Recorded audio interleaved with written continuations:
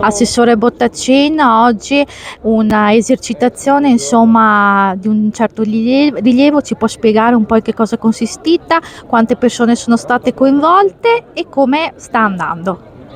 Ma diciamo che la simulazione è stata quella di un terremoto. Abbiamo simulato una scossa sismica in comune di Valdobbiadene, a Pianezze, che ha coinvolto 12 comuni tra la provincia di Belluno e la provincia di Treviso. Quindi abbiamo attivato tutto il sistema di protezione civile, a partire dai sindaci, che sono autorità locali di protezione civile, quindi mattone fondante, e i centri di coordinamento soccorsi presieduti dai prefetti, in questo caso di Belluno e di Venezia, e ovviamente la nostra sala operativa regionale. È successa la scossa, i sindaci hanno aperto i centri operativi comunali, hanno chiesto, essendo un'emergenza rilevante, supporto a livello superiore. Noi come regione abbiamo attivato 63 organizzazioni di protezione civile per un totale di oltre 200 volontari che sono intervenuti sul posto, montando il campo qui a Valdobbiadene di accoglienza per accogliere appunto persone eventualmente sfollate in caso di un terremoto che dovesse colpire, speriamo mai, questi territori. È stata l'occasione per testare il sistema, per evidenziare alcune criticità da migliorare, da sistemare, per migliorare il nostro sistema, che è comunque un sistema di eccellenza a livello nazionale.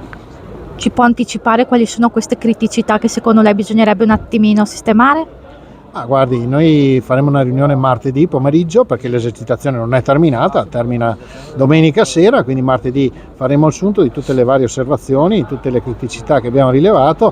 Questa mattina in conferenza stampa in diretta ne avete sentita una direttamente dal rappresentante del volontariato della provincia di Belluno, che si è posto la domanda del perché il centro coordinamento soccorsi di Belluno sia già stato chiuso di fronte a un'emergenza che invece in realtà sta continuando fino a domani sera. Però è un esempio per dire che c'è qualcosina da mettere a posto, però la risposta è stata efficace, tempestiva. Se volete fare un giro nel campo allestito dai volontari in tempi rapidissimi, penso che quella sia la dimostrazione dell'efficienza del nostro sistema di protezione civile.